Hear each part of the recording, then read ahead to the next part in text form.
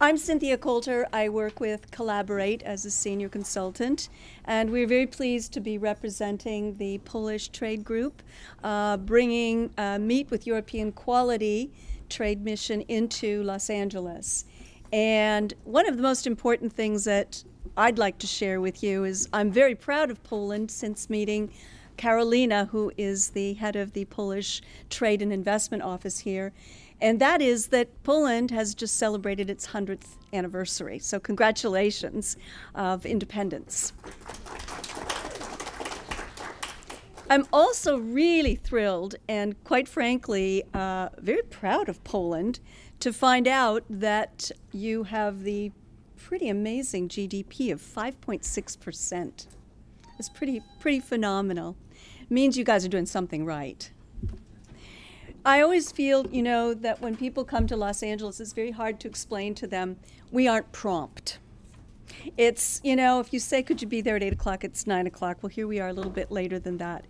People are coming. We've had some texts that they'll be on their way. So we will start, and it's my pleasure to introduce you to a group of people that have come a long way. They've already been in Toronto and Vancouver to spread the word on the Meet with European Quality mission. Up first, I would like to invite Wiesław, who is the head of the European Union for Meat Quality, and he represents the business and employees of the meat industry. So, Wiesław, thank you. Szanowni Państwo, dzień dobry. Ladies and gentlemen, good morning. Unia Producentów i Pracodawców Przemysłu Mięsnego, którego jestem prezesem zarządu, to organizacja branżowa zrzeszająca i reprezentująca podmioty z całego łańcucha przemysłu mięsnego. The Union of the Producers and Employers of the Meat Industry, of which I am the president of the board, is a trade organization associating and representing entities from the whole chain of the meat industry. Promujemy potencjał polskiej branży mięsnej na świecie, podkreślając jej walory. Jesteśmy dumni z tych walorów. Jakość, tradycja i smak. We promote the potential of the Polish meat industry in the world, emphasizing what we are proud of: quality, tradition and taste. W ubiegłym roku rozpoczęliśmy realizację projektu o charakterze informacyjnym i biznesowym pod tytułem Mięso o europejskiej jakości. Last year we started the implementation of informative and business project entitled Meat with European Quality. Głównym celem naszej kampanii jest ciągłe poznawanie oczekiwań i trendów rynkowych oraz budowanie trwałych relacji z partnerami na rynku amerykańskim i kanadyjskim. The main goal of our campaign is to constantly learn about market expectations and trends and to build lasting relationships with partners on the American and Canadian markets. Dzięki zaplanowanej komunikacji przekazujemy informacje na temat cech jakościowych, standardów produkcji, zaawansowanych systemów zarządzania jakością i bezpieczeństwem, restrykcyjnymi normami dotyczącymi dobrostanu zwierząt oraz bogatej tradycji europejskiej branży mięsnej. Thanks to the planned communication, we provide information on quality features, production standards, advanced quality and safety management systems, strict animal welfare standards, and the rich tradition of European meat industry. W ramach działań projektu przyjechaliśmy do Los Angeles z delegacją polskich producentów i dziś mam zaszczyt spotkać się tu z Państwem, by bezpośrednio w rozmowach reprezentować potencjał naszej branży naszej branży. As a part of the project's activities, we came to Los Angeles with a delegation of Polish producers, and today we have the honor to meet with you here to present the potential of our industry directly in the talks. Wraz ze mną przyjechali Here are the representatives. Pan Piotr Wiewióra, wiceprezes zarządu organizacji UPEMI oraz wiceprezes zarządu Zakładów Mięsnych Henrykania S.A. Mr. Piotr Wiewióra, Vice President of the Board of the Union of Producers and Employers of the Meat Industry and Vice President of the Board of Henrykania Meat Processing Plant.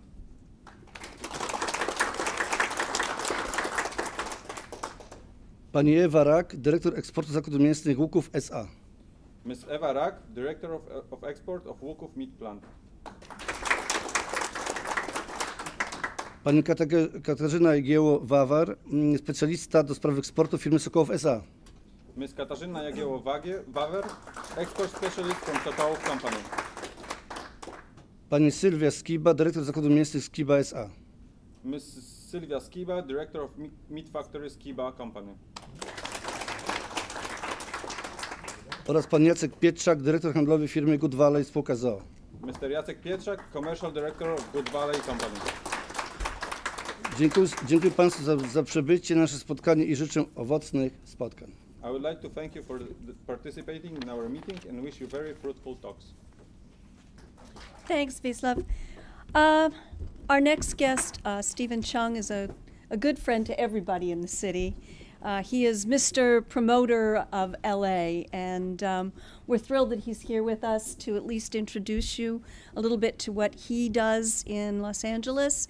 And it's my pleasure to introduce Stephen Cheung, President of World Trade LA, and also Executive Vice President of LA EDC. Stephen, sorry. Thank you, Cynthia. Good morning. Welcome to Los Angeles. I'm just going to give you a quick overview, but I'm going to time myself because I have a tendency to talk too much because I'm so excited about Los Angeles. So as many of you know, Los Angeles is a very dynamic region, but a lot of the times LA is so big that a lot of our international visitors and businesses, they don't understand the true impact. So just to describe our size and the economy that's here, Los Angeles, we actually have 88 different cities in Los Angeles County. But when people come to Los Angeles, they're actually talking about the greater Los Angeles region, which means our region is about 18.7 million people. That's 18.7 million consumers. So it's a very big market, and it's a very selective market as well. We've been going through a lot of transitions recently, and you see Los Angeles going through a renaissance that we haven't seen in the last 10 years. What you're seeing is Wall Street Journal, New York Times have now identified Los Angeles as one of the most exciting culinary centers in the United States. You have a lot of new restaurants coming around Los Angeles, and you have a lot of discerning customers that are looking for top quality.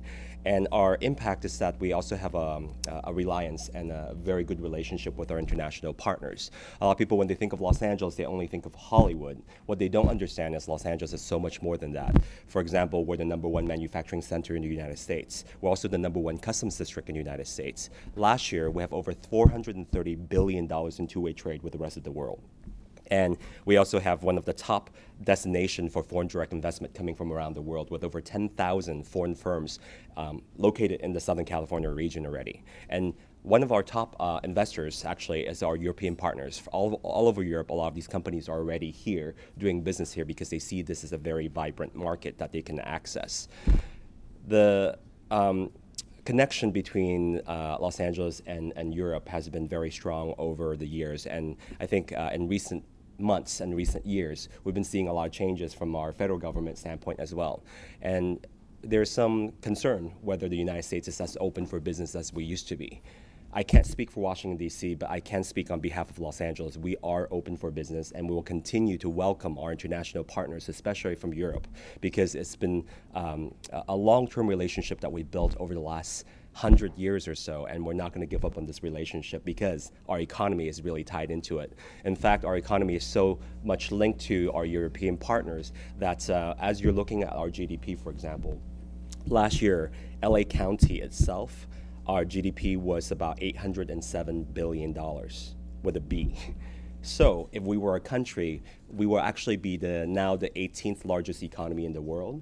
But when we're talking about the greater Los Angeles region that I was talking about, the 18.7 million people, our GDP is closer to $1.2, $1.3 trillion, which means that we're now tied with Mexico as the 15th largest economy in the world. I'm going to say that again. Los Angeles is tied with Mexico as the 15th largest economy in the world. That's the size. We're the size of a country. So we act differently than the rest of the United States, and we should, because we really have our own little world that we have here. And what you're going to see is that Los Angeles is very welcoming to our international partners, and that's why you have organizations such as the World Trade Center Los Angeles and the LA County Economic Development Corporation, along with some of our great partners here, whether it's Collaborate, whether it's our consulates and our trade commissioners that are located here. In fact, we have 106 countries represented right here. We're the world's third largest consular corps. So when you access LA, you're not only accessing Los Angeles, you're accessing the rest of the world as well. And we have a lot of willing partners ready to support your entry into this market. And I'll be honest with you, LA is not an easy market to break through because we're so large, you can't just basically have a one-size approach. You need to have a very catered approach in order for that to happen. And so we stand ready with some of our partners to provide that support for you so you're successful. But you'll see if you just basically Google anything about Los Angeles with the renaissance that's happening here, you'll see that Silicon Beach, for example, is growing very quickly. Google, Hulu, Netflix, you name it, all these tech companies are now locating in Los Angeles and expanding very quickly. Our aerospace and defense sector is growing very quickly as well. Advanced transportation, whether it's Hyperloop, whether it's Virgin Galactic, whether it's SpaceX, they're all located right here growing. And then as these companies are growing, what they want is quality meat. They want to eat well. They want to basically bring in a lot of options for them. So with that said, I want to welcome you to Los Angeles again. I think there's a lot of partnership that we can be building with this visit, and we're hoping this is one of many conversations we'll be having. Again, the World Trade Center of Los Angeles, our job is to actually provide support for international companies coming here to Los Angeles and figure out how to do business here. So if we can be of support to you in any way, I've already distributed many of my cards. I look forward to hearing from you. And then after this, you have other speakers that will talk about their agency and their organizations as well. And you'll see the diversity that's here and the interest that we have in developing this relationship. So once again, welcome to Los Angeles, and we're delighted to have you here. Thank you. Also, we have Christine here, Peterson from the Mayor's Office, who is responsible for international trade and development. And we also have people from the port, who I'm sure you've already met with. These people are integral to whatever work you do here. When you come to LA more than anywhere else in the world at the moment, because of so much that's going on with our infrastructure, with the growth, the rapid growth that Stephen talked about, the partnerships are unbelievable. So the businesses that come here that don't understand that you need to be tied very politically don't do so well. And so it's very important that we understand these positions. Christine, come please. I'd like to introduce Christine Peterson from the Mayor's Office. Thank you. Good morning, everyone. On behalf of the Office of the Mayor, Eric Garcetti, the Mayor of Los Angeles, I'd like to extend a very warm welcome to you, both climactically and also as a very warm welcome to you to Los Angeles. The Mayor's Office has an Office of International Affairs, and I'm the Director of International Trade and Investment. Not a lot of cities around the state or the country can say that they have a dedicated team of professionals who work on international affairs and international trade, but this city does, and I think that shows that the level of commitment that the mayor has to increasing exports from Los Angeles, increasing trade, and also attracting investment into the city. So we are very much, as Stephen has mentioned, open partners in international trade. Previously, I worked for the federal government. I worked at the Office of the U.S. Trade Representative and was negotiating with the European Union, and I know very well that the EU is very proud of their agricultural products, the quality of those products, and are fierce negotiators in that respect. So you have a good team in Brussels working for you. But we're very glad that you've taken the time and are dedicating the resources to coming to Los Angeles. I think one of the most important things you can do while you're here is to really get to know how Angelenos interact with food, how we consume food. It's not just in our restaurants, it's also in our homes. There are a lot of delivery services now that are trying to make it easier for people to cook in their homes. So there are a lot of different tech-enabled ways that people are consuming food, and I very much hope that you'll get to experience how Los Angeles is consuming high-quality foods. And with that said, I'd like to once again extend a warm welcome, and you have all my contact information. Please don't hesitate to get in touch. Come back often. Thank you. It's now my pleasure to introduce you to Karolina Zatorska, who has really made Los Angeles her home, and we're proud to have her here. She represents the Polish Trade and Investment Office, and she is one of the hosts here today. I'd like to announce that they are opening the trade office very shortly on the 9th floor of this building, so upstairs. So you'll all know where to find her. Next time we're going to host you guys in our office. Karolina, please. Thank you,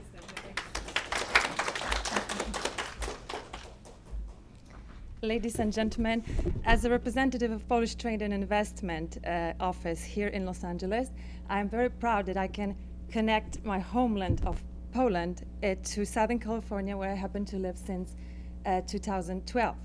And people very often ask me, what do you guys do as a trade office? And I always say we're building bridges, because trade and business is a perfect way to connect regions, connect countries, and that's what we are here for.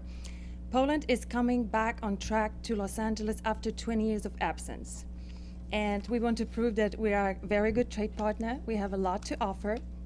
So we're back in the game with a fantastic trade missions like this. And this is my first trade mission, official trade mission that I'm hosting here. We're going to have more of this, and you're going to see much more of information about Poland, and you're going to see much more in exchange of information about what's happening between the regions. Here we are in Los Angeles, ladies and gentlemen, the second largest city in the US, with fantastic people. The city that it has undergoing like a very wonderful growth.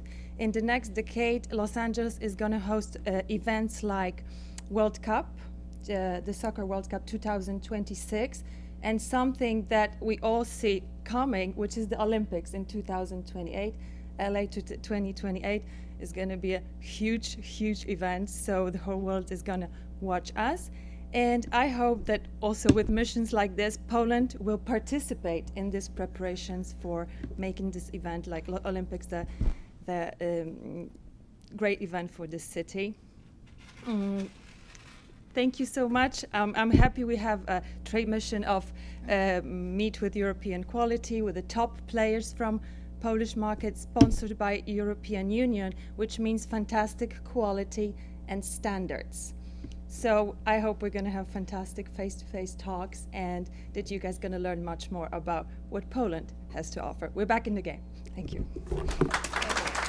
I'd like to introduce you also the Executive Director of the International Trade for the Meat and Employees Union and Office of the Meat Union, right? It's a pleasure to see so many women represented in this industry. I think Debbie Rocker, who is in the back, is indicative of the women in the meat industry here in the United States, and particularly California. So I'd like to do a woohoo for all the girls in the room. Please, over to you. Okay, ladies and gentlemen, it's a great pleasure to be here today. It's my first time to LA, and I'm very enthusiastic about this place. I'm sure that with our quality and with our campaign, we have chance to build great relations with you and with future partners for our companies. I would like shortly introduce you to our organization, which is Union of Producers and Employers of the Meat Industry. The company was established in 2005, and the main goal of our organization is to support Polish meat industry, Polish fantastic companies, which are very often supported by wonderful women who are working for that industry as well in Poland. We are representing Polish meat sector with over 140 members, which are working in the whole chain of the production. So we have farmers, we have slaughterhouses, processing plant, cutting plants, and distributors, and many other companies which are supporting the meat industry in Poland and in Europe. The main goal of our activities is to represent and support meat companies, to represent them within the cooperation with Polish authorities, with European institutions. We do a lot of promotion of meat industry all over the world. We create projects and initiatives that support the companies to develop their activities and to be better and greater with their business. We also, as an organization, created special quality standard, quality assurance for food products, which is independently certified by independent quality bodies, which is also supervised and controlled by Polish Accreditation Center.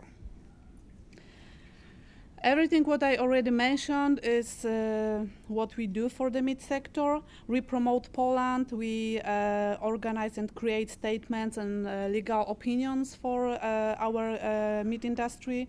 We do the international promotion. We are also very active in Brussels as experts to support all the processes which influence our sector. We do a lot of trainings for producers. We do also a lot of trainings for schools, for consumers, just to support also the education and to underline everything what is important for us and what we would like them to know about meat business, about meat products and meat itself. We also, as I mentioned, created the QAFP standard, which is also a very great part of our work. Our promotional campaigns, we started to do it over 10 years ago now, and we were very active in USA before. We were also active in South Korea, in Vietnam, with similar activities. We also were active with fairs, exhibitions. We were active with seminars, workshops, B2B meetings, and advertisement for our products and our meat industry. Then we also visited Singapore, New Zealand, Taiwan, the Republic of South Africa, and Kazakhstan because we want to open new markets. We want to introduce new markets to our members. Everything what is important for us and what we would like to communicate and share is quality, the safety, tradition, taste, and repeatability of our products. These are kind of milestones. These are the most important pillars of everything what we are doing. They also are very crucial for food law in Europe and in Poland. So this is around what we are working, and Ewa later on will also explain you more about details of these areas. As I said, we are active at trade shows. These are trade shows we already visited. This year we also plan to go to Seattle, Canada, soon, very soon. So we also support our companies. They can go with us to the most important trade shows all over the world to show their products, to build new relations with future partners. We also organizing visits to Poland. Just 3 or 4 weeks ago, we had 10 guests from States and Canada. We show them Polish meat plants. We organize seminars for them. We also show everything what is the best in Polish meat industry. And they were really surprised. So they never been before to Poland, and it was for them very good experience, I hope, and they said so, because we really would like to, we are proud of what we are doing, and we want really to show what we have in Poland. And if I may add something, we have Andy, who was... Oh, Andy, hello! You can share your experience with our... So he can share experience, what exactly Poland is and how we work inside. So Andy, ask him. Andy was one of our guests. It was wonderful to have you in Poland, and yes, that was very important for us. As I mentioned, the QAFP standard, this is also something we created 10 years ago. We wanted to support Polish meat industry with a standard which is transparent, which is independent, which is also controlled by independent certification bodies. This standard is on the market already for 10 years. It's growing. It's a very good tool to educate also consumers, children. So it's something what we did for our mid-sector, but also for consumers in Poland first, but hopefully in future also for consumers in other countries. This standard was designed and defined for different parts of the productions. We have special part for pork, culinary pork, for poultry, and for cold cuts, which means that in each section of this standard, we define requirements for the production from field fork, from the beginning to the end of the products for the distribution. And on each stage, there are parameters and definitions of the quality which has to be followed by producer, which can use this kind of certificate. As I said, it's independent, and the Polish Accreditation Center controlled certification bodies who controlled this standard in the companies. We do a lot of promotion of it as well, and it's really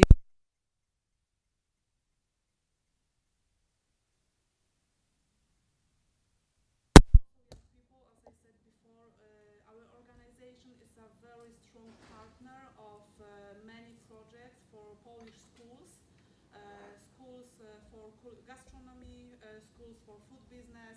So we are supporting young people, how they can enter this business and how they can build their career in the business of meat industry, which is not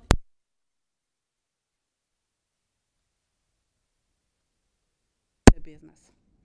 We also organize Erasmus projects, which means that we are helping young people from schools to go, for example, to other European countries to have some trainings there. So this is also these are also important projects for us because we can influence and create and inspire young people.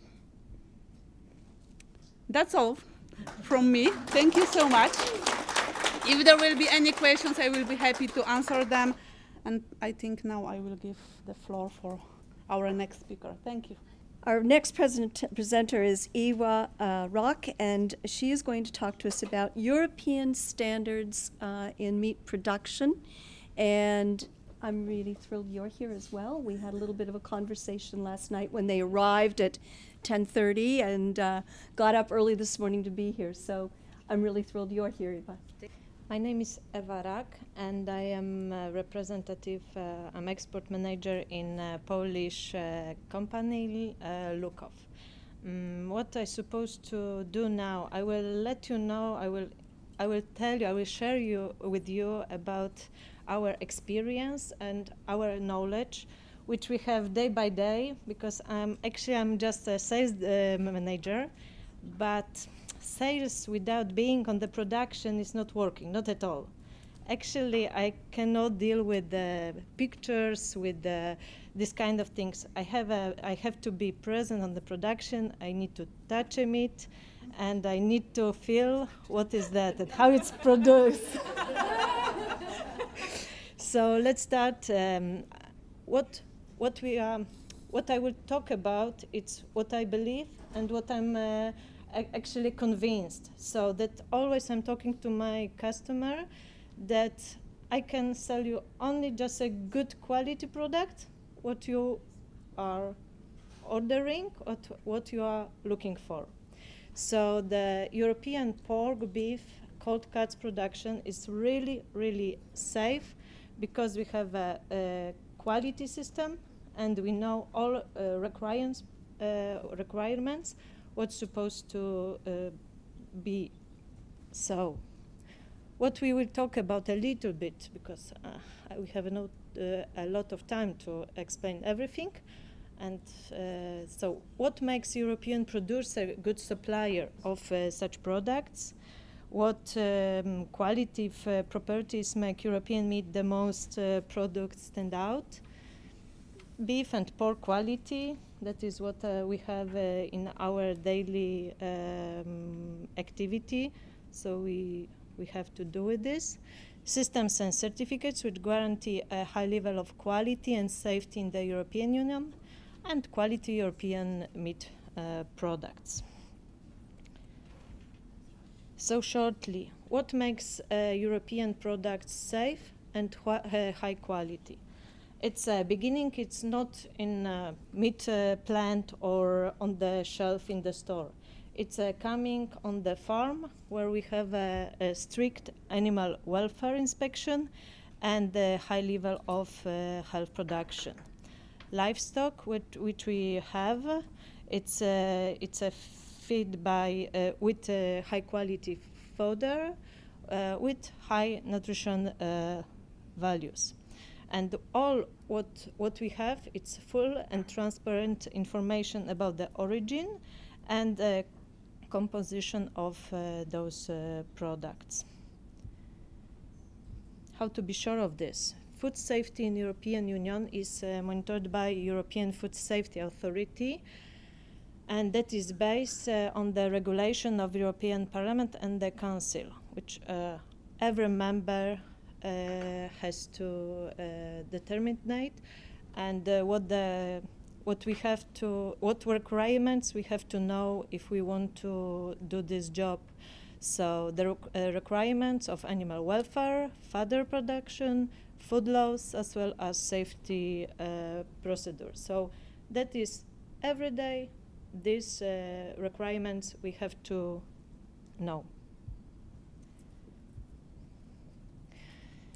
To be sure that nothing happened, we have also food and feed safety alerts. So the food production monitoring policy also includes implemented fast response system, RASF, which efficiently minimizes the risk of any irregularities of term of food safety. So if anything would happen, all Europe, everybody knows about that, because immediately stop with this product who can have any problem. That is supervision and safety and quality management system. It's a farming condition of animal welfare as well as meat and meat product production process are supervised by a competent inspector. Day by day, they checking, they are present on our activity. Implemented and maintained food safety system is the basic of reliable production. We do a lot of tests which check day by day the products. So they are verify the quality and safety products like a constant element of production practices. So sometimes it's very difficult, but we have to do it day by day because inspectorates are coming without any information. Besides of this, we have also obligatory system which guarantee a high level of food quality and safety products in the European Union.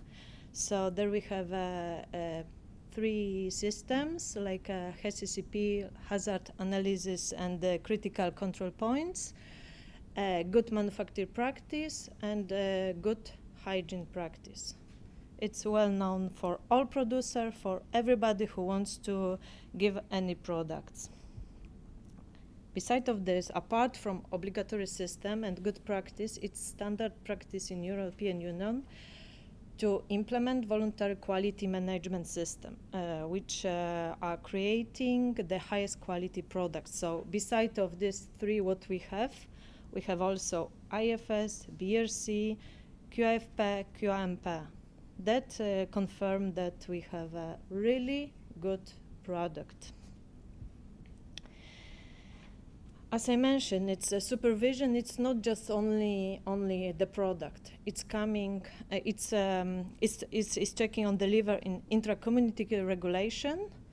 After that, on domestic legislation and internal procedures in each plant.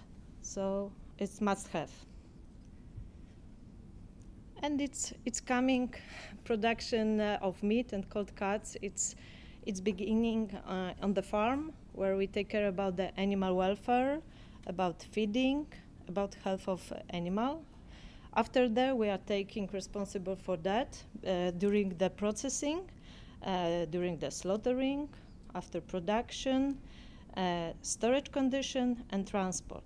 And then we have well-informed and satisfied consumer who is sure about the quality product. So the pork and beef, it's pillars of the quality. European production of high-quality products and beef is based of high animal welfare standards and sustainable development and European rich natural resources like genetics of our animal, about the animal welfare, feeding, and finally environment protection. All these parts confirm our European quality. What is the most important in Europe? It's not allowed, it's banned on using hormones and antibiotics and growth promotes. All feeding is based only on natural fodder. So that is really important for the customer, actually. So after all these requirements, we can produce product which can satisfy expectation of customer, of generation. European meat quality, what does it mean? Our meat is tenderness, juiciness, naturalness, repeatability, what is the most important, and well marbling.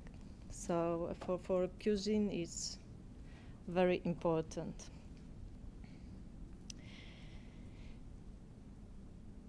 What customer we can guarantee that he will receive a very high quality product. It will be confirmed, it will meet with their expectations. With also cold cuts, and that is really taste potential because we use unique recipe for many years, high quality raw material, and after carefully selected herbs with spices. The tastes are tried by generation of people, and actually they are really, really good. Hams and sausages speak for themselves. So how to shortly resume all of this, that we have a very high quality meat because, as I mentioned, strictly safety standards, implemented good hygiene practice and strict regulation of the European food law, ban for using antibiotics, hormones, and growth promoters in animal fodder, full product traceability, and multi-annual tradition and experience, which are combined with the modern technologies solution. So what we can offer, just a good product, very tasty, with high quality, and then the demanding customer will happy of that. Thank you very much for attention.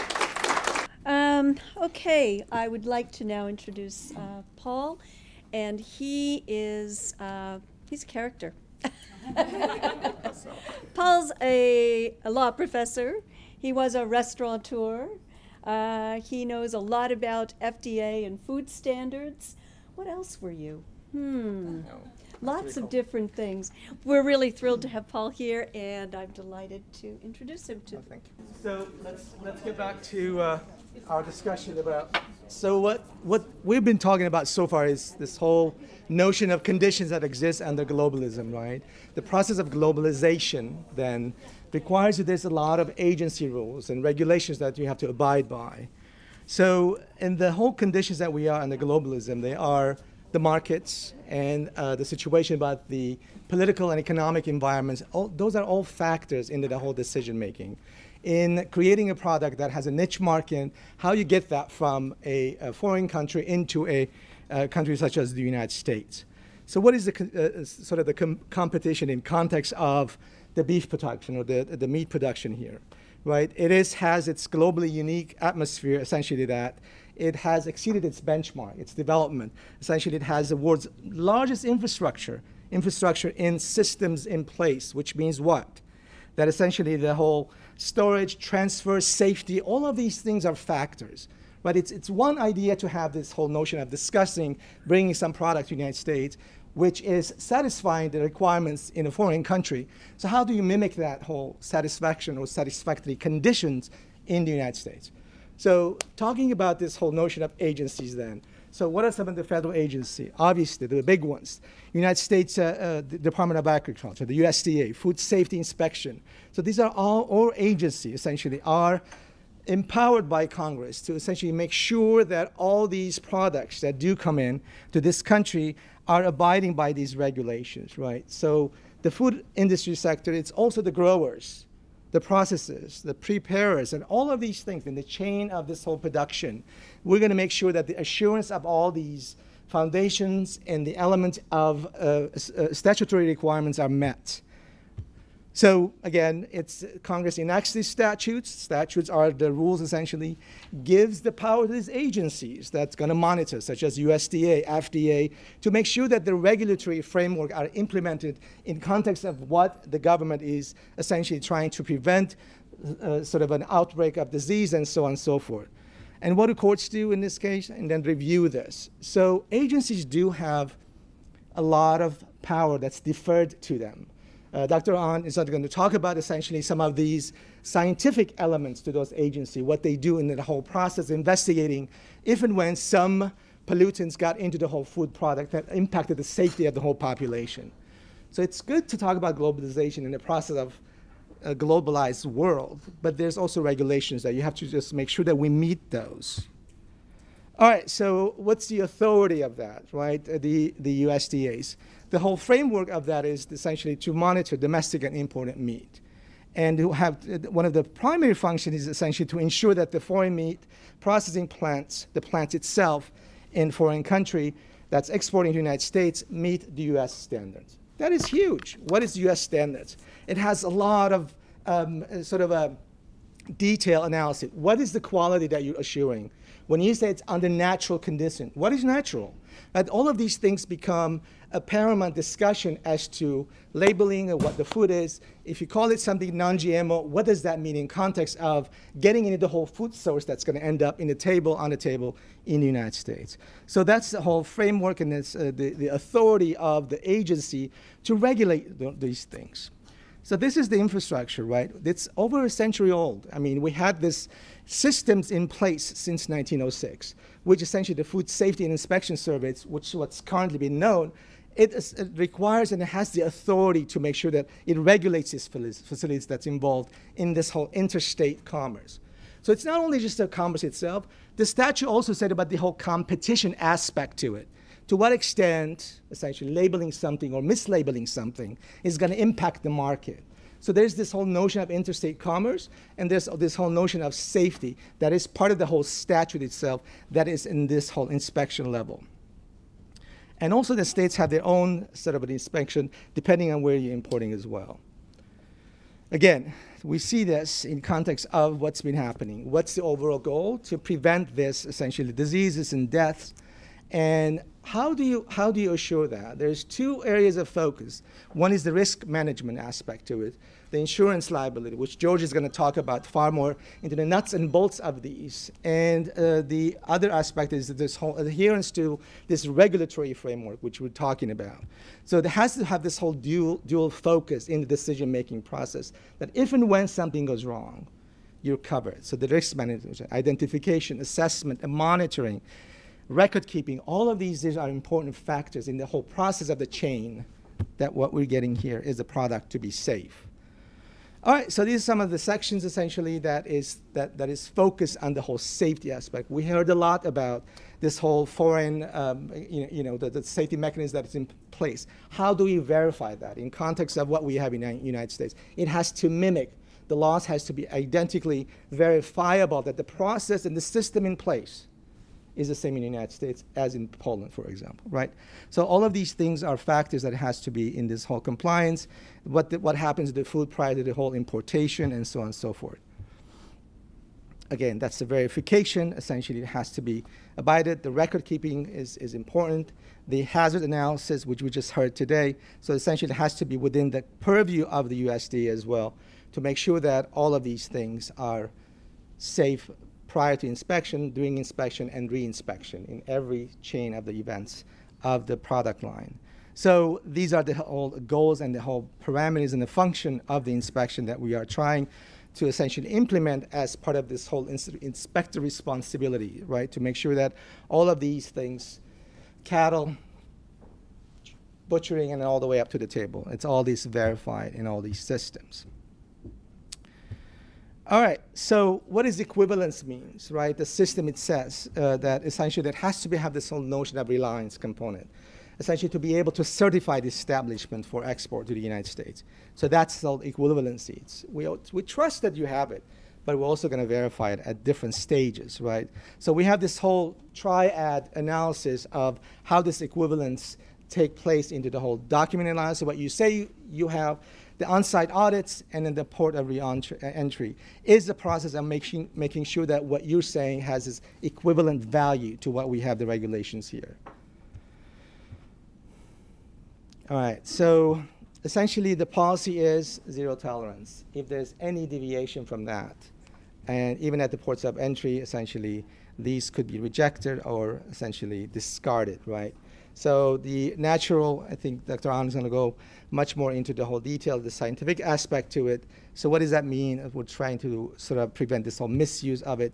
We want to make sure that we establish the whole consumer confidence and so on and so forth.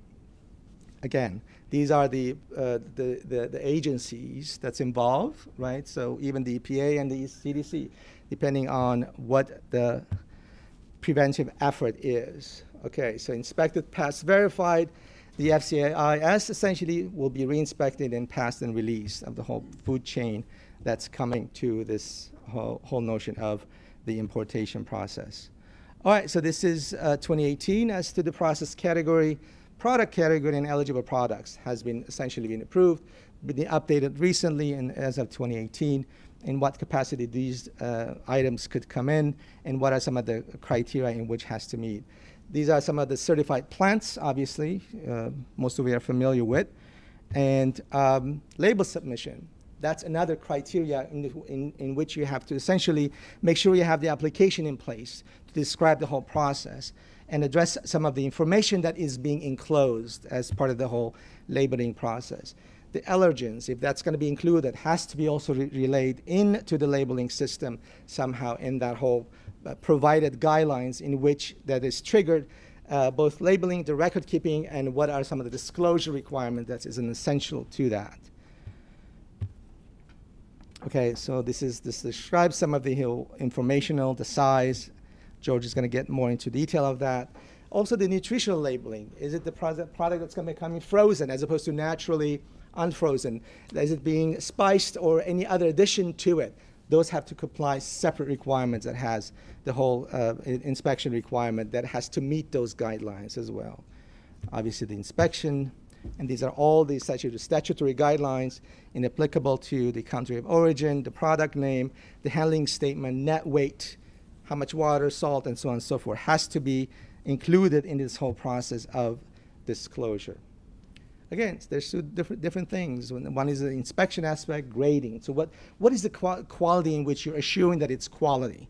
What does it have, right? So the leanness and how you describe it has to be essentially satisfied statutorily. What you say you do, it is in fact, it's what it is. So again, this is part of the whole challenge. It's a competitive world. The meat market, I mean, from the last indication, the trend is U.S. is importing more beef than ever, right? The trend has been increasing over the years, and to what extent we assure that the safety aspect, the consumption from a consumer standpoint, remains intact to make sure that there's a consistency in this whole continuity of that safety element. So that's all I have, and Dr. An is going to take over and talk about some of the scientific aspects to this output process. Thank you. Thank you. I will continue on the talk with that Mr. Paul Naccachian just presented. What I want to do is I just want to lay the ground, scientific ground, on why some of the regulations and policies in this country has formed that way. If you understand the scientific background, you will understand, and it will be much easier to practice what you have to do. What I'm going to do is I'm going to just touch base on the food safety issues because these are important. These are the reasons why current U.S. policies are in place in order to ensure that. Okay, here we go. Most of people just don't think about foods. But do you realize that foods can actually harm people and it can kill? These are the things that most of people don't think about. It can give you minor illness all the way to hospitalization and death. Therefore, what we are trying to achieve, and Ms. Ewa Rak, as she presented, this is the reason why somebody like her and her doing the job very well is so important, and we thank you for that. So it is true, some people will get sick every year by consuming meat. This table summarizes the highest category has ground beef and chicken. You hear about it on the news all the time. However, pork is also listed right on the middle range. In 2014, where this table came from, there was 248 illnesses associated with. What I want you to understand is, before CDC gets these numbers, a lot of people don't report it. They forget about it, or they cannot link it. They cannot prove it.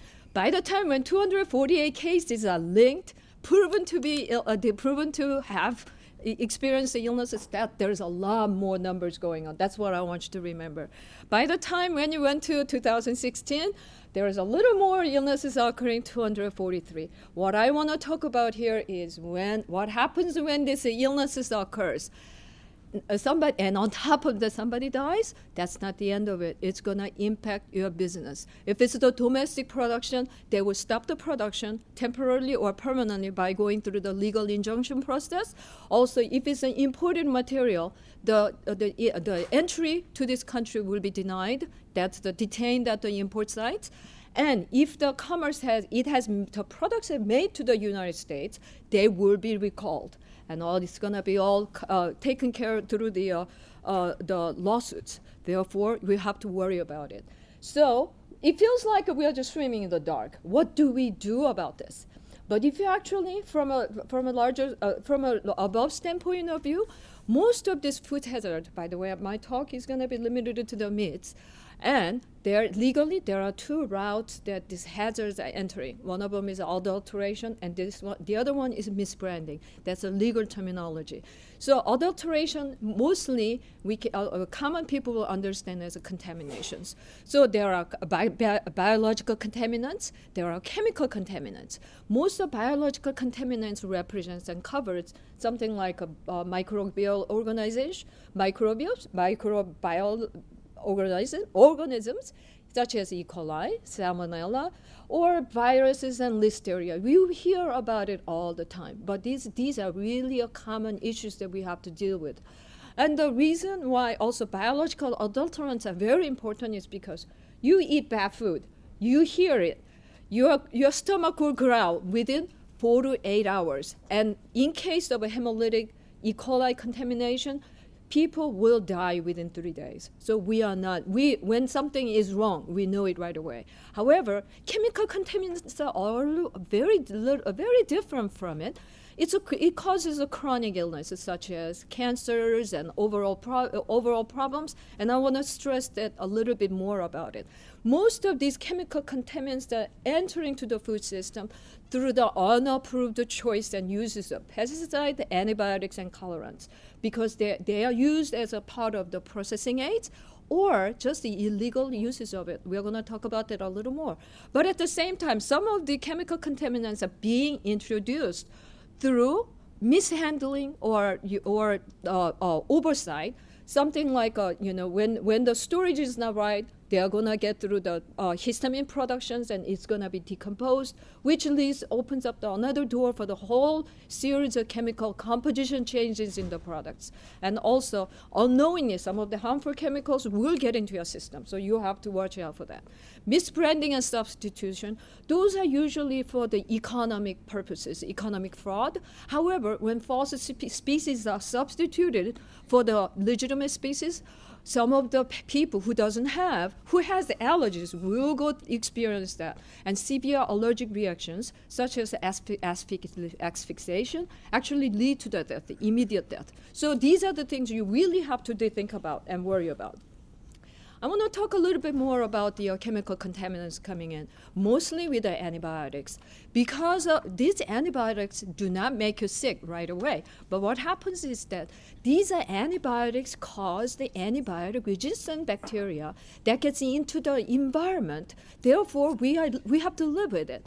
The statistics show at least 2 million people will acquire serious infections. They often have to be hospitalized. And then among them, about 23,000 people will die as a direct result of it. And their deaths are very, very painful. They have a simple infection they cannot handle. Therefore, their only choice is to die. And this is really, if you think about it at an individual point of view, some of the questions I get is, oh, ppb level antibiotics in the meat.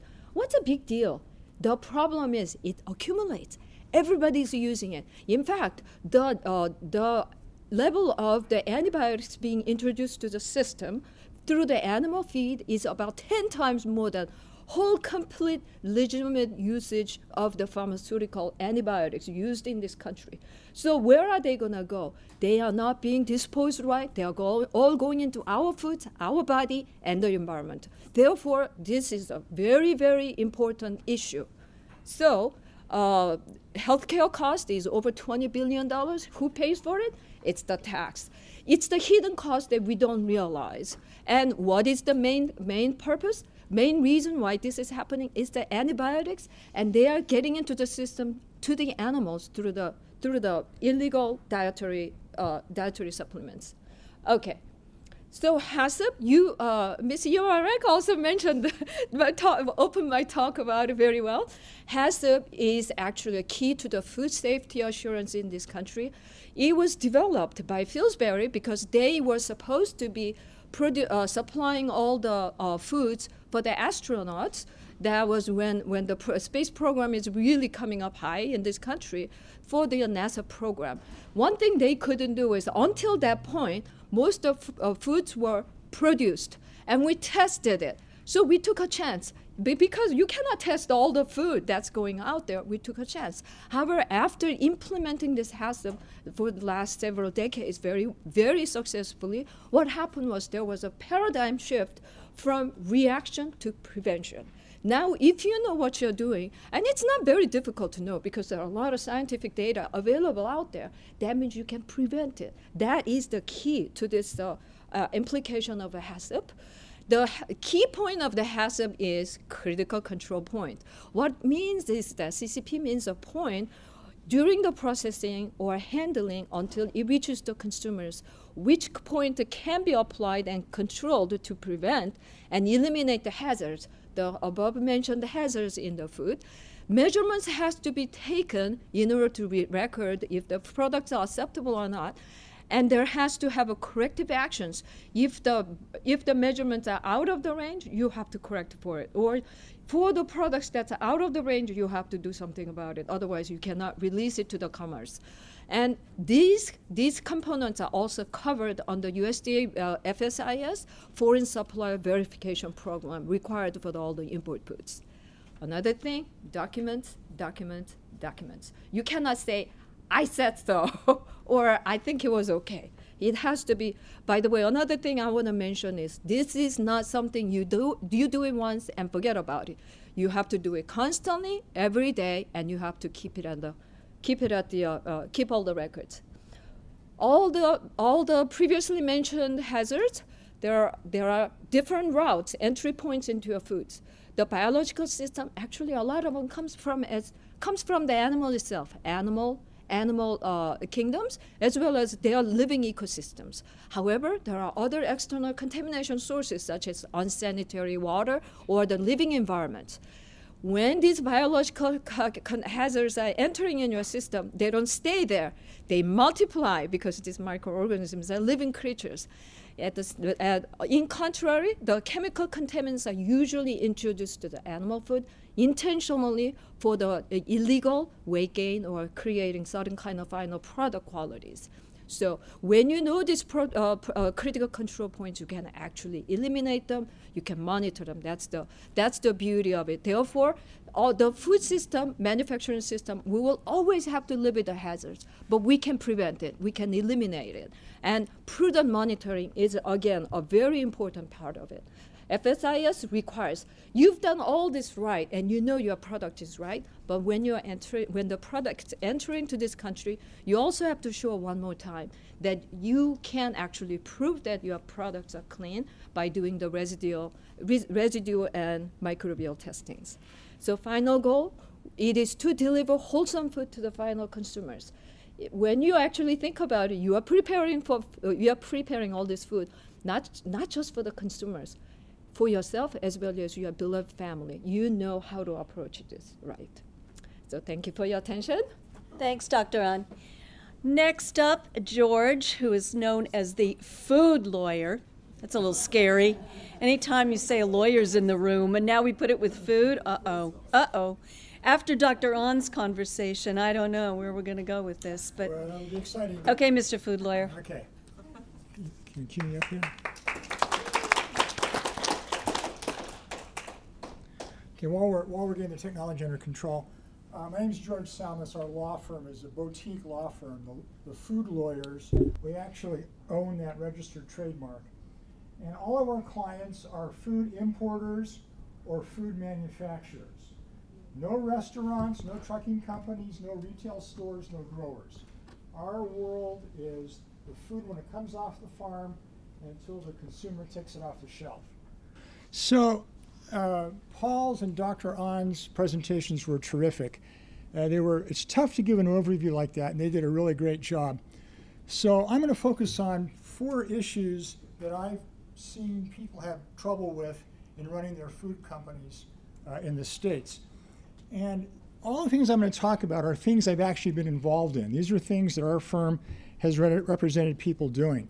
So the 4 key areas that we think are useful are facilities registration numbers, and I'll explain why that's important.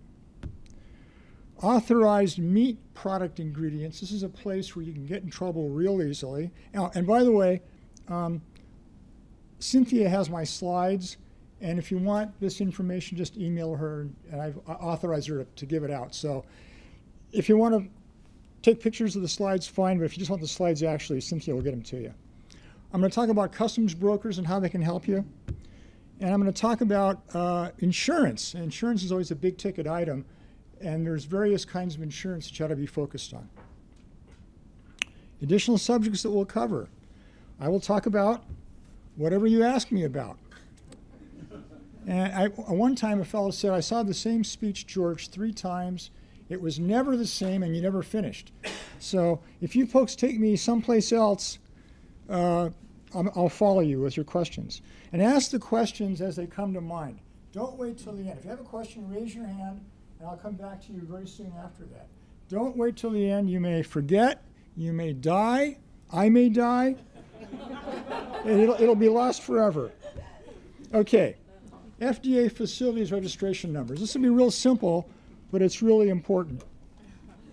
Every facility in the United States that, and here are the magic words, manufactures, processes, packs, or holds, food that is consumed in the U.S. has to have a facilities registration number. And this started off with the bioterrorism thing when, we had 9/11, and we were concerned about terrorists. We were concerned about terrorist impacts on the food supply.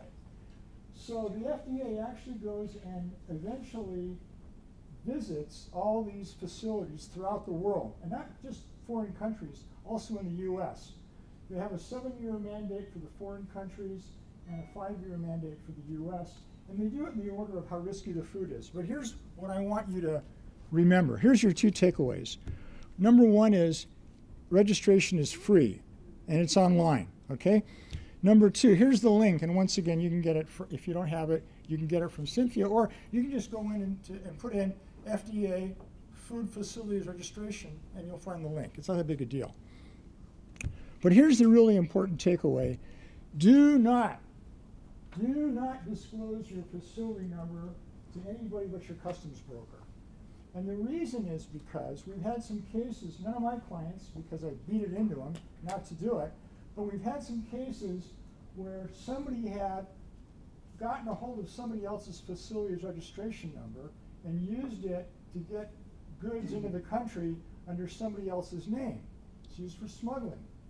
And so, you know, if you're in Colombia and you want to smuggle some stuff in with somebody else's number, you might be able to get away with it if you're clever enough. So don't give out your disclosure, don't disclose your facilities number to anybody but your customs broker, because it's just asking for trouble. Okay, that's the takeaway. Any questions on that? And when there's an important point, I will say, this is what you should remember. That's the important point on this one. Okay, the next subject is authorized meat product ingredients, all right? And this will be real simple, but it's important. I know in the US, and I'm sure in Europe, that you add certain things to cold cuts to preserve them, to enhance the flavor, to do things like that. A big part of our business as our law firm is we give label advice. Somebody wants to sell a product, and we review the label to make sure it's legal. And a big problem that we have is with the foreign clients, they'll come to us with a product they want to import, and some ingredient will be legal in a foreign country, and it won't be legal in the US. We had a very big case where a company in New Zealand had sold a plant-based beverage to, because that's a hot space now, all these plant-based milks, oat milk, coconut milk, zucchini milk, I don't know, it's crazy.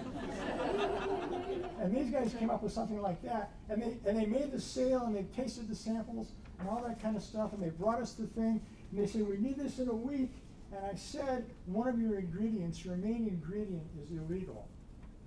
And he almost lost the whole deal, but we worked with them, and were able to find a substitute ingredient, and we saved the business and saved his company, which I thought was good, because he's still a client. So now, so how do you find out what are the legal ingredients? And now, it's easier for you guys in the meat space. It's easier for you guys in the meat space than it is for non-meat products. For non-meat products, it's very difficult. But in the meat space, you're really lucky, because FSIS, and once again, you get the link from Cynthia. This one's a little harder to find. But there's a directive called, I'm going to show you an example of it, but the directive is called FIS Directive F1, 7120.1. And it's a thing that they're constantly updating. And it's a listing of all of the ingredients that you can legally use in meat products in the United States. If it's not on this list, you can't use it. I've got a case right now that I'm working on that I just got a text from the client. He goes, where are you? I said, I'm with some very nice people from Poland. Leave me alone for an hour. So, and he has no choice because I have all the stuff on his case. That link I showed you before, you know, the long link, if you click on that link, here's where you land. Revision, this is 7120.1, and this is the latest revision, February 27, 2019. And they update this when they feel like it. Every month, every 2 months, every week, whenever there's a new ingredient that's granted, or an ingredient they want to take off the list. So this, I just want you to see the first page, so you see what it looks like. When you're looking for it, that's what you find. Now, I just want to show you, this is part of, there's like, I think 75 or 80 pages, okay? But I wanted to show you what a page looks like with real data on it. So right here, this is the substance, an aqueous solution of hypochlorous acid, okay? What do you use it for? Well, this is how you use it in meat and what you're authorized to do with it. This is how much you're supposed to use, the amount, okay? And then where's the reference for this? If you want to understand what the science is, if you're like Dr. An, who actually understands it. I have scientists working for me to explain it to me. That's when you go to find it. And then, do you need to declare it on the label? Do you need to put it on the label? They tell you that answer too, okay? So this document, it's available online, and you can search it. You can say, oh, I want to put something in. You can do a search and find out if it's an authorized chemical. I've got a case right now where a client, I can tell you this, a client has come up with a very, very clever ingredient to extend meat. You would inject this into meat, either you would, if it's mixed meat, you would crown on, you mix it in. If it's a muscle, you shoot it in, and when the meat is cooked, it retains the moisture in the oil. So you're losing less of the fat of the meat, and it retains the weight, and that's a good thing for people in the meat industry. One of the ingredients is oat bran. Oat bran. People buy oat bran in stores, and they put it in meatloaf, and they pour milk on it, and you can buy oat bran bars, but it's not on the list. So right now I'm in negotiations with FSIS, the guys that chart this out. What should we do? Okay, so their agency said, George, it's a great idea, we approve it. So now I had to go back to FDA to get a safety approval, and once I get that, my client's ingredient will be on the list. But this list is critical because the stuff that's legal in the EU is not necessarily legal in the States. If you want to sell it in the States, boom, that's where it's got to go. And remember, if it's an ingredient that gets declared, you hit the port, FSIS sees it, bam, you're dead in the water. And you can't fix it, right? Because you put it in the product. So, very, very important, that directive. All right, any questions about that? Yes, ma'am. Yes, I have a question. How does the process look of putting new ingredients on that? You mentioned that you have to apply for some... Great question, great question. There's 2 or 3 avenues, okay? A couple of those avenues is through FDA. And there's a thing in food law in the United States, in the FDA, it's called GRAS, G-R-A-S. It stands for not marijuana, it stands for generally recognized as safe, GRAS. So as food guys, if we hear GRAS, that's one avenue. Also, there's avenues when you go to the FSIS, which is what I did in this case, and you give them a technology application, and you say it's an existing substance, but we have this technology to do. And I have scientists that work for me, and the scientists and I write the applications. That's how it's done. Okay? Thank you so much. So, if you want to do something like that, come and see me. But give yourself, it depends. I would say figure about 6 months to 10 months lead time, because it takes a while for the government to grind through it. Now, one more thing I'll tell you, our firm has a lobbyist in Washington, D.C. and Maryland. So if we need something done, she's also an attorney. She goes in and talks to them. So we're able to get traction. And she's been a lobbyist for 25 years. So she knows everybody. So that's another thing. Yeah. Another question, who can apply for this? Anyone. Anyone. Producer from Europe can apply? Absolutely, absolutely, yeah. Because the point is not, that's a great question. You are not receiving a license to do this. What you're getting is, you get on the list, anybody can do it. So since it's available to anybody in the world, anybody can apply. So we can do that for you if you need it. Okay, those were great questions. Everybody's got this now? Okay, there's going to be a quiz at the end, so be ready for it. Okay, the next thing is customs brokers. This is pretty simple, and some nice fellow had left cards on the desks I saw for a customs broker.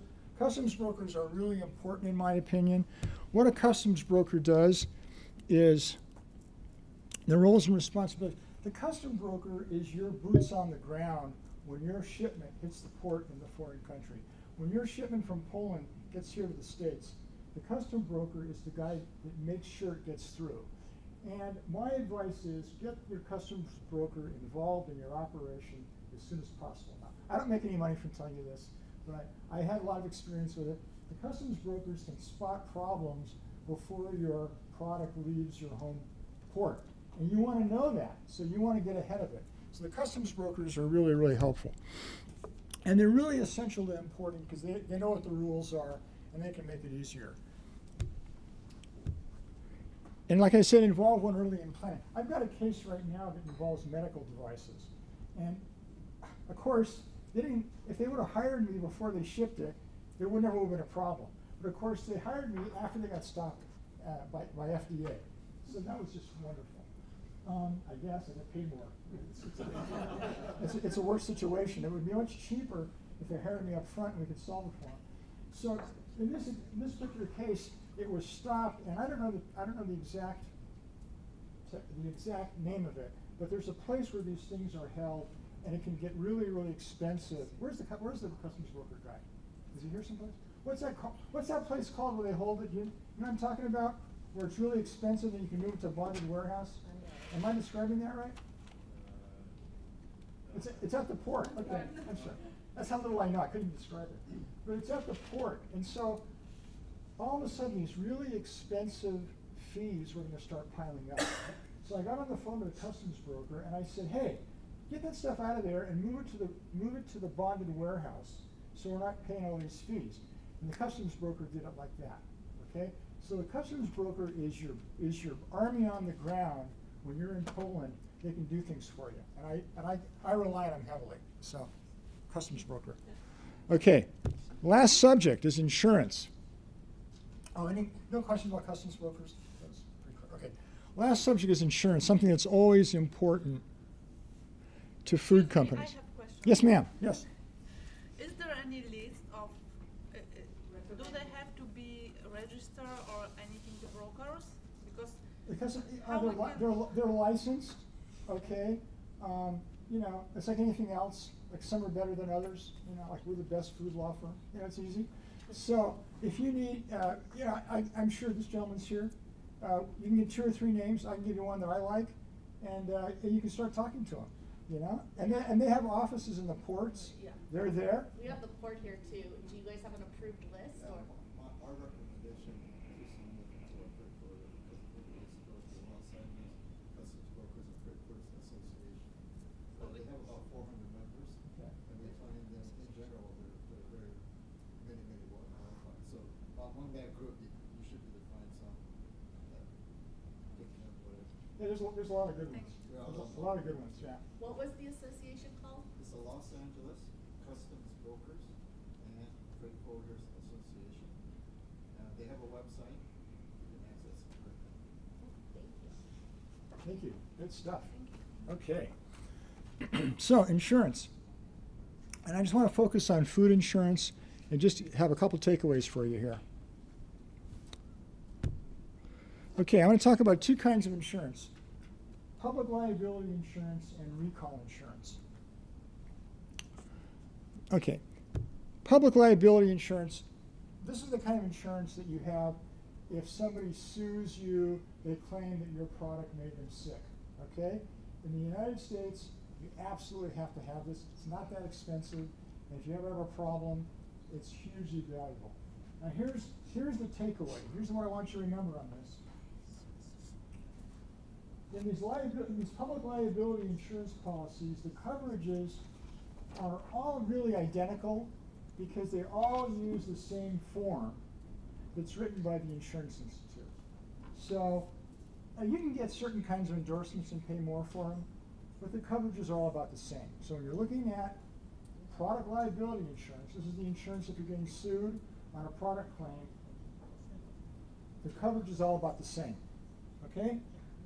Now, here's the difference. Product recall insurance. First I want to talk about, and everyone knows when I say a recall, everyone knows what I'm talking about, right? Anyone? Okay. I have handled a lot of recalls in my career, and it's always a nightmare. But I want to show you what some of the expenses are when there's a recall. Okay? Well, the obvious one is you got to bring back the product. You got to go get it. That's expensive. Okay? And you got to replace the product that you pulled off the shelf if your customer is still accepting goods from you. There's a whole issue there. You've got to destroy the recalled product. People don't realize this is a hidden cost. You just don't throw it away. If it's a recalled product, it's got to be taken to a certain kind of landfill, and they destroy it, and they take videotape, or they shoot video of it, and they keep track of all the tracing numbers, and you get a document that says this product was destroyed by our certified facility. Here's all the lot numbers, all the lot codes, whatever the tracing numbers are, and here's the pictures of us doing it. That exactly. That's painful. That's not free. That's extremely expensive. That's a kind of a hidden cost of recalls that people don't know about. All right. You got to replace the recalled product. You got to deal with USDA. Every recall is overseen by either FDA and/or USDA. You got to deal with them. That means paying me. And you got to deal with the public. You may have to have public relations people. So recall insurance is something that a lot of people carry, and it's something to really think about. Now, first problem is it didn't change. There we go. First problem. Unlike the liability policy, where they're all the same, the recall policies are very, very different from different carriers because each carrier writes their own policy. So a problem where you might have coverage of one policy might not be covered someplace else. So that's problem number one. You just can't buy this recall insurance and have one size fits all. How am I doing? Am I on count time? I'm almost done. Okay. I have a question though, George. If with recall insurance, Yes. there must be specific insurance brokers who deal with that. Yes, great question. And here's the trick though. There are insurance brokers who handle who do handle food insurance. Okay, I have one guy that I deal with. I send him all my clients, and that's all he does is handle food. But here's the problem.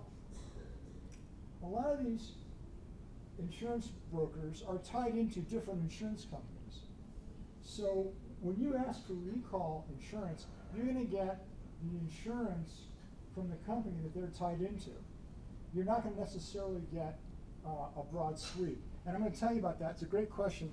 I'll tell you about that in a second. Yeah, Paul. So you might want to address also the value so that you will not be underinsured, right? Yeah. So what's the minimum that's required to be able to, at least 25, I think I've seen. Usually, it's a great question. Yeah. It depends on what the product is. If the product is a dangerous, a product where they've had problems in the past, like Mexican cheese, the liability, and they've killed people, the liability is going to be high. If it's something like oatmeal that gets cooked, there's a kill step by the consumer, the costs are low. So that's a great question. Usually, a rule of thumb, we say $1 million per occurrence. That'll usually cover you. It's a great question. And is Yeah. it the right list of issues which are the reason of destroying the food? Mm-hmm. I'm sorry, say again? Is there some list of issues? Oh, I'm going to tell you about that. That's a great question. I didn't understand the word issues, but you're exactly on target. You said it exactly right. George, I'm glad we're all asking great questions. I haven't heard a bad one yet. Because the reason they're great questions is because it's stuff that people care about. It isn't like, random made-up questions. Oh, how tall are you? Okay, so here's the first. George. What's that? Here's the first problem. Most recall insurance, this is the question you were asking, doesn't cover most recalls. Most recall insurance doesn't cover most recalls. And the reason is because most of them are not really recall policies, they're contamination policies. They're policies where you have to prove contamination. And most recalls don't involve contamination. Every recall has to be overseen by either FDA or USDA. Every time there's a recall, I get an email. I subscribe to a service, I pay for that. And I get an email telling me there's a recall going on. And I want to know, because if it's an ingredient that one of my clients uses, I want to know about that, okay? Now, however, a lot of the recalls are for like something they found didn't seal correctly, the jar didn't seal correctly, the packaging had a glue on the side that didn't seal correctly, and now they got to bring back, 400,000 units of that product. That's not contamination. That's a failure of the seal. And so that would not be covered by a contamination policy, Okay? George, why are we seeing so many recalls? I mean, is it just because better standards or more inspection? Why are we seeing so many of them? In my opinion, I think a lot of it's the press. I think it gets a lot better coverage than it used to. I think the food system is really safe. I think also we have a lot of litigation going on.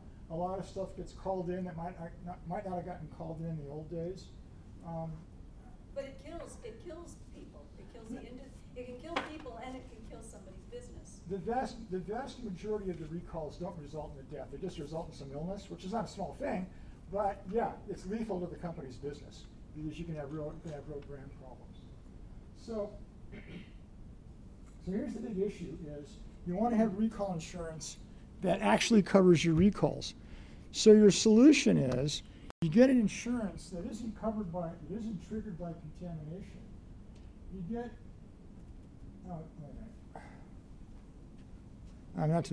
the solution's over here. I'm sorry. So this is the point I want to make. The problem with the contamination policy is you have to prove that you caused the contamination. That's another problem because more than 2/3 of these things are caused by a contaminated ingredient which you receive from somebody else. Most of the contamination policies exclude contaminated ingredients. So if you have a contaminated product, but it's the result of a contaminated ingredient that you received, no insurance. And most recalls are for reasons other than the contamination of the facility. I had a case where this company supplied meat. I can talk about it because it was in the press. They supplied meat to Hot Pockets. You know what Hot Pockets are? The product is Hot Pockets. Well, good. It's not very good. It's a little thing, a pastry with meat inside. Never Polish meat. It's kind of like low-grade stuff. And you put it in the microwave and you eat it, and it's hot. It's it's crummy.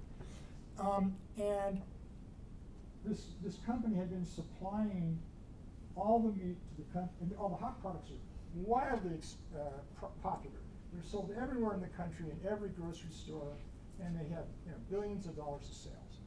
So they had a recall of that product because my client was receiving a contaminated ingredient.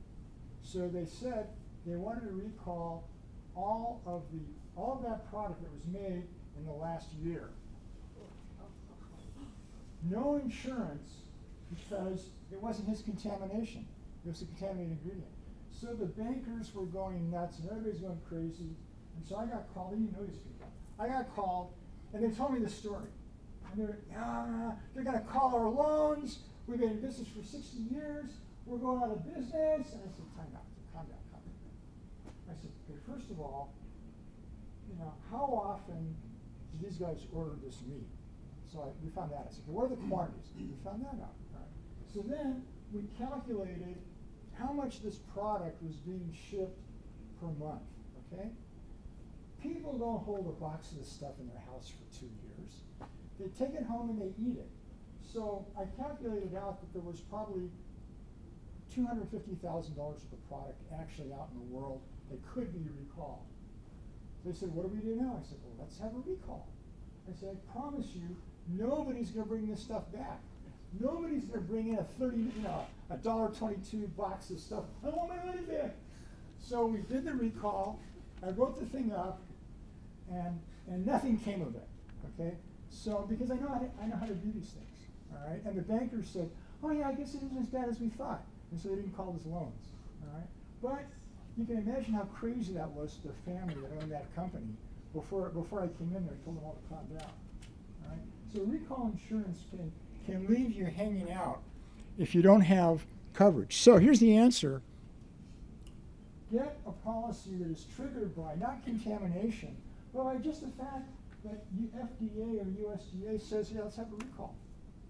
Okay? If that's the trigger, then you're always going to have coverage. Now, I'm sure on time I'll do a quick story. Well, that was exciting. Oh. I got the hook. Yeah, that's how it happens. Yeah. So I'm sitting home and I'm watching an American football game, and my cell phone rang, and that's a client, and he said, we had a threat. We had a threat of sabotage, of intentional contamination of our food. And this is a very big company selling products all over the country. So he said, what do we do? I said, okay. I said, first of all, send me the threat. So it was in Chinese, and it was in a little, it had been in a little plastic bottle. So I ran it through Google Translate.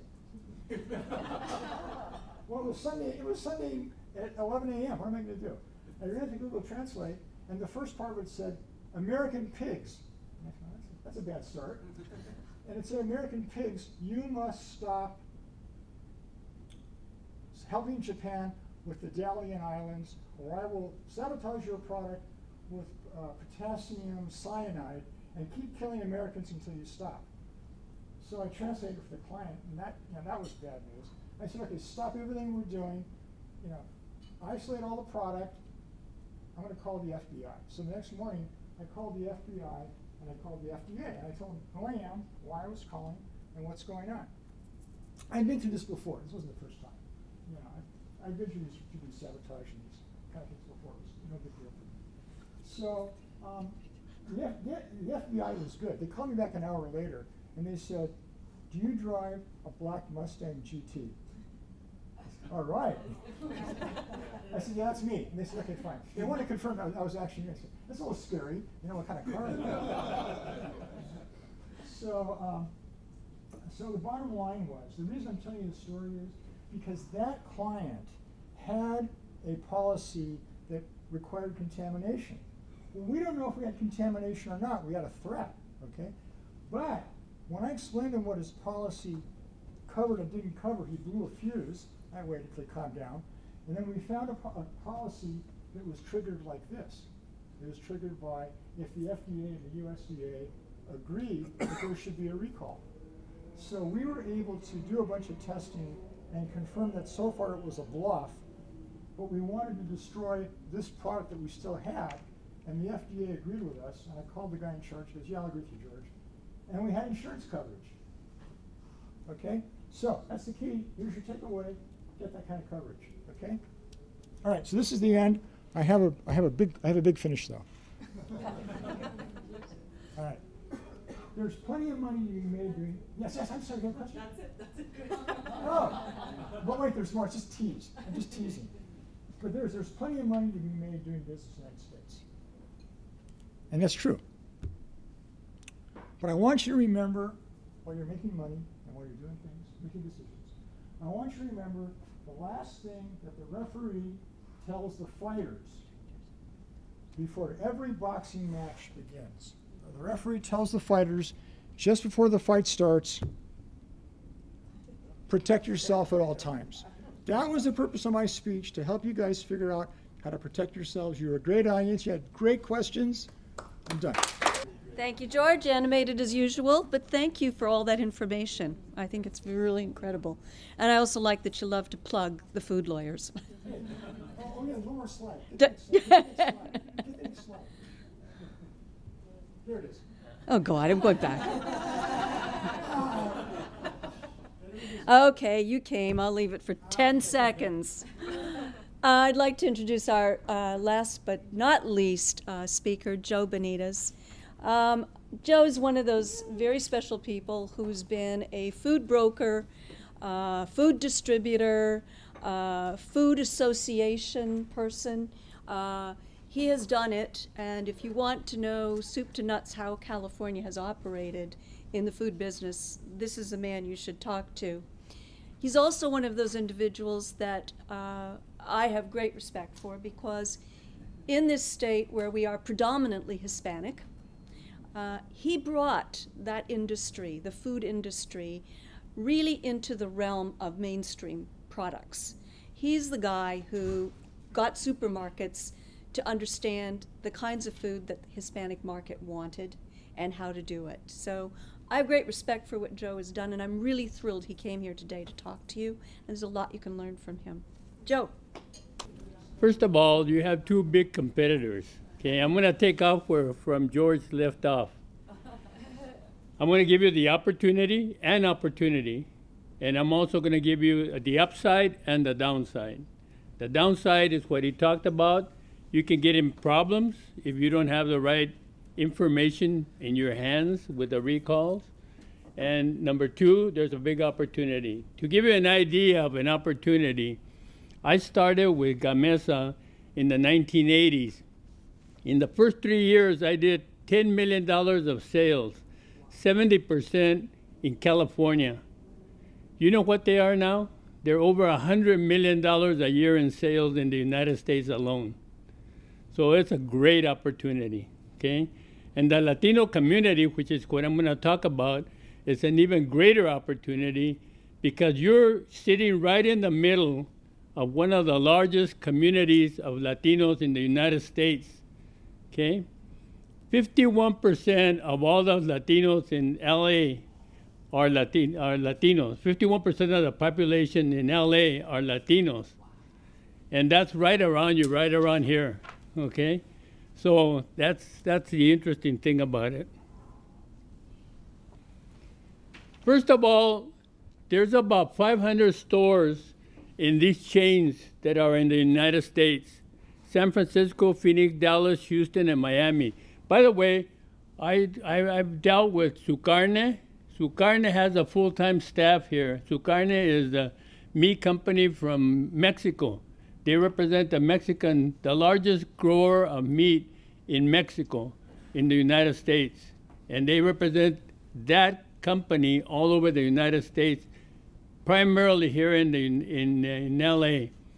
Okay? And then the Canadian Beef Council is the other one I work with, and they have a full-time staff, the Canadian Beef Council. They represent all of the beef growers in Canada, and they send a person in here at least twice a month. They will send a person in, and he would meet, and I'm going to tell you in a little while, with all of the buyers in these chains in the United States, okay? So that's what you're up against. These are the Latino stores, the 500 that I mentioned in the chains that are in the United States. So I want you, I put these pictures together because I wanted you to get an idea that they're not little stores. They're big, 80,000 square foot stores. And for example, this is Superior Grocers. They're not too far from me. They have about 45 to 50 stores. Each one of these chains has about the same number of stores that each one of them has, okay? This is Food City in Arizona. This is Navarro's in Miami. This is Mi Pueblo in Northern California. This is Presidente in Miami, Florida. So there's all over the United States, okay? This is Northgate here in LA. Okay, Mi Pueblo was just bought out by KKA investment company. Mi Pueblo and Cardenas. And they have about probably 50 stores together. The biggest one is at Mi Pueblo. And they just bought out Kmart, and not Kmart, they bought out the big chain, Fiesta Foods in Texas. Fiesta Foods has about 35 stores, and then Super has here and in Arizona, and with the new purchase that they have about 60 stores total. So they're not small stores, they're big stores. Each store has a meat manager. And then the headquarters has a meat buyer. And that meat buyer usually buys from Unified Grocers. And that's what I wanted to show you. Okay. In the Latino community, it's really funny because my dad was a meat cutter. Okay, so, and I worked, during the summer, I worked in the meat packing plant all the 4 summers of my high school years. I worked in the meat packing plant in the summers. So I'm very familiar with it. You know what we did with offal? We used to throw it away because it was no good until my father convinced the managers of the company, Stone and Randall in Mesa, Arizona, convinced them to sell the offal to Mexicans. And this, if you look at this picture here, this is menudo. Okay? It's offal. And this is our legs, and all this is offal. And they sell a lot of offal to the Latino community. And I took this picture. By the way, these pictures were taken this Sunday. So they're brand new. So I took this picture because I wanted to show you that in the Latino community, the steaks are thinner. So they cut them a little thinner than normal. So it's a little different in the Latino community. They have a lot of offal and they cut the steaks this way. They also do their own packaging. Yeah, I took this picture because just to show you that in the back room, they package a lot of these cuts. They make the cuts, they make it in the back room, they cut them up, and then they put them in packages like this one here and put them out in the counter. And this gondola, this is a whole gondola with nothing but meat products on it. And I took this picture because it's Sunday, and I wanted to show you, you have to take a number. If you want to buy meat at, this is Vallarta. If you want to buy meat at any one of these stores, you have to take a number, and they'll call your number and you go buy the meat. And that's to show you the kind of consumer that there are in the Latino community. And now I'm going to show you some numbers. This is the, if you look at this figure here, 74.8 pounds per person is what the Latino community, Latino community really is into meat and pork. If you study the history of pork, pork was brought here by the Spaniards, by the way. They introduced pork into the United States and Mexico and Puerto Rico and other areas as well. But Latinos are really into beef and pork, both of them. They eat a lot of the meat, and you can see by the numbers here that they're into that big time. So it's a big opportunity. Yeah, there's some challenges, but it's still a big opportunity. The Latino community, the GDP produced by Latinos in the United States is $2.13 trillion a year. So if you look at the United States, the whole United States is about, I think, 9 trillion. I forget what it's the most recent one. But 2.1 trillion of that GDP is due to Latinos. It's a big market. There's 50 million of it. 52 million is what I noticed in the last count in the United States, Latinos in the United States. It's a big, big market. 15 million in California alone. Okay? So if it were an independent country, the Latino GDP would be the 7th largest in the world. So it's a big opportunity that you have in the United States, and certainly here in California, if you want to start in California. This is where I started with Gamesa. Okay, I started here with Gamesa, and everything starts here. Then I took it to Texas, then I took it to the Northeast and to the Northwest and put it in all the major stores. Then I went into Ralph's and Bonds and all of those stores that finally are beginning to wake up to the fact that the demographics are changing in this country. If you put a line, if you take Texas and you put a line like this, 80% of all the Latinos that live in this area that are marked in dark are Mexicans or Mexican descendants. So I always tell people, I have a marketing company, the Benitez Group, and my marketing company, I always tell my customers, take this group first. Look at California. Start with California and then expand through the southwestern United States first.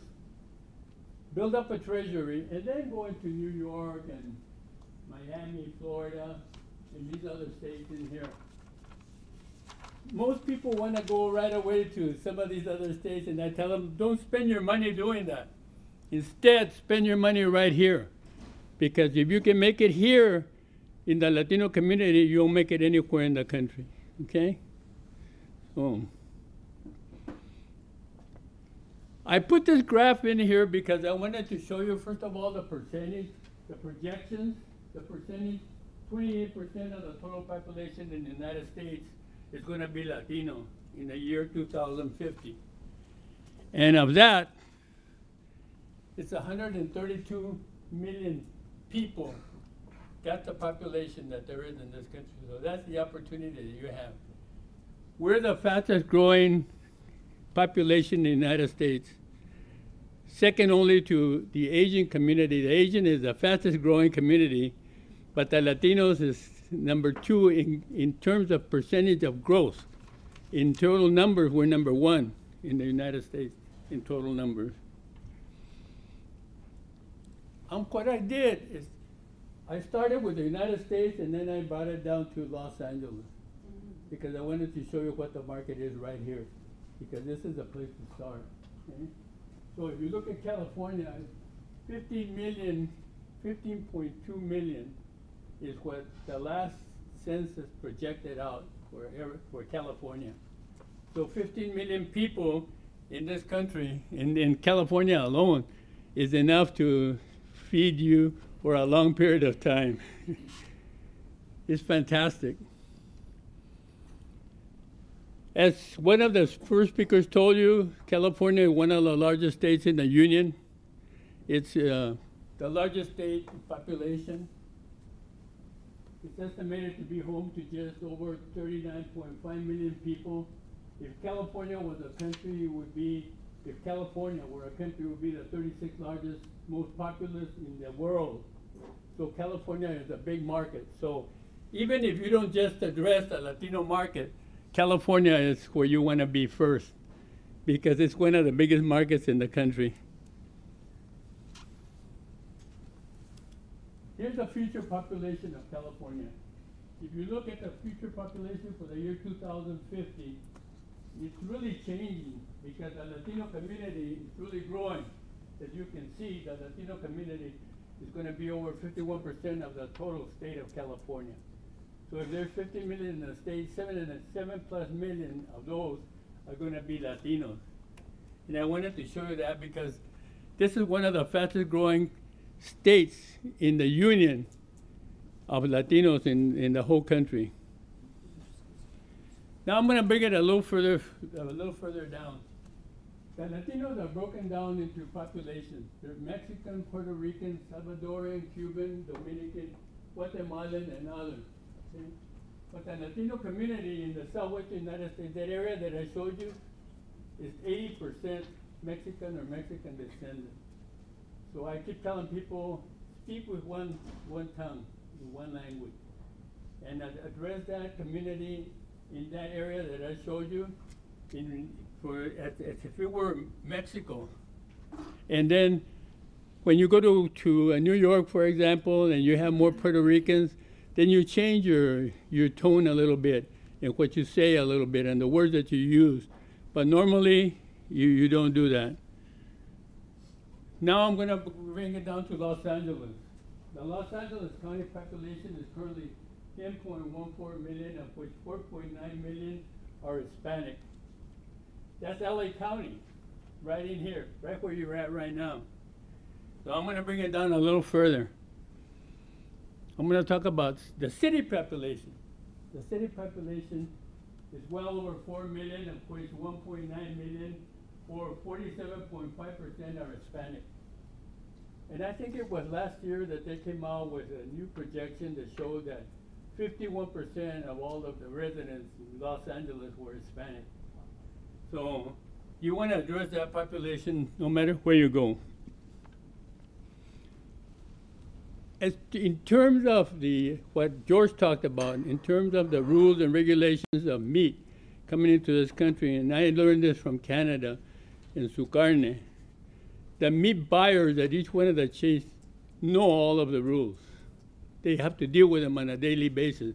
I just texted the director of marketing for Superior Grocers that has 45 or more stores in the chain, and I asked him to give me the name of the meat buyer so I could give it to you, but he hasn't responded back to me yet, but he will eventually. Raul Lopez is his name.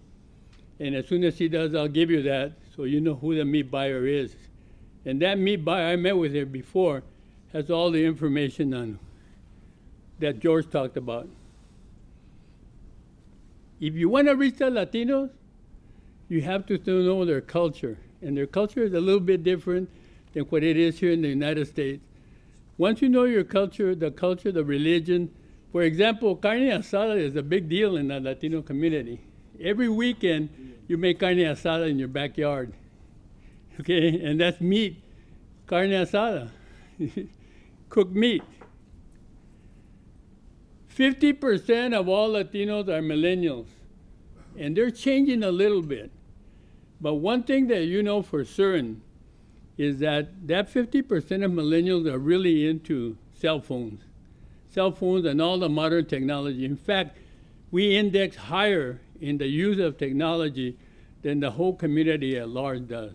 The Latinos index higher in the use of the cell phones.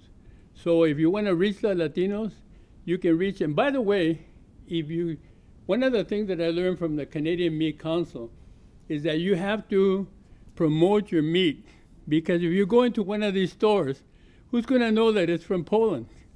I don't know that it's from Canada, or from whatever it is. So you have to do some promotions inside the store, and they're going to expect that. So expect to spend some money doing some promotions in the stores, and you can be guided on that. There's not too many brokers that concentrate on meat products, I've found. There's a lot of brokers that concentrate on other things, but not on meat products. But you'll find the brokers, and the meat buyer will tell you who to work with that really knows the meat business better than anyone else does. Here's the millennials. As you can see, when you look at their faces, the millennials, the Latino millennials are like everybody else. That's one of the things that my wife is a school teacher, and she noticed us on television. She said, "Where's the Latino? You see a lot of Afro-Americans and a lot of other races on television, but you don't see any Latinos." And I tell her, the reason that you don't is because we look a lot like everybody else. You know? So you don't know that they're Latinos. They don't have a mustache, and they don't listen to mariachi music all the time, that kind of stuff. You know? So that's all changing, especially with the 50% that are millennials now. It's all changing. So you don't see them that much on television anymore. That's the end of the presentation. I would be glad to answer any questions later on in terms of who do you talk to, who is the better broker that knows all the rules and regulations on meat business. Meat is really a little different, but it's so big time in the Latino community. Thank you. George.